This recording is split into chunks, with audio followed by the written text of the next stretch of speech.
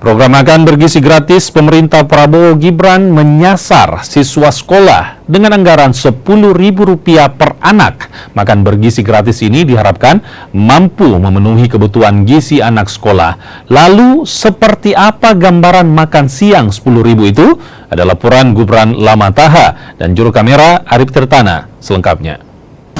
Ya saudara, makan siang gratis yang direncanakan menjadi program unggulan pemerintahan Prabowo Gibran yang awalnya Rp15.000 kini telah ditetapkan menjadi Rp10.000 per anaknya yang ada di Indonesia.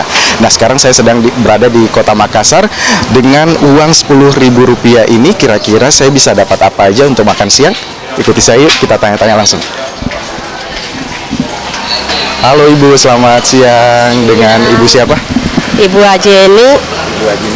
Bu, ini kan sudah masuk makan siang dan saya sudah lapar banget nih. Nah, untuk Rp10.000 saya cuma punya uang Rp10.000. Untuk makan di sini Rp10.000 kira-kira dapat apa aja nih, Bu? Ya, nanti diambilkan ya. Boleh, silakan langsung. Oh iya. Diambilkan. Ya.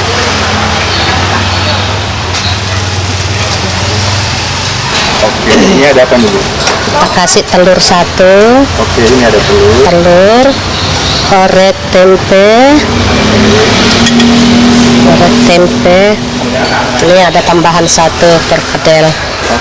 Oke, ada perkedelnya. Terus kemudian ada sayur-sayurnya nggak, Bu? Sayurnya lagi. Oke, Sayur. Tinggal dipilih aja mau yang sayur apa. saya yang ini aja, Bu. Boleh. Oh iya, tumis sawi ya.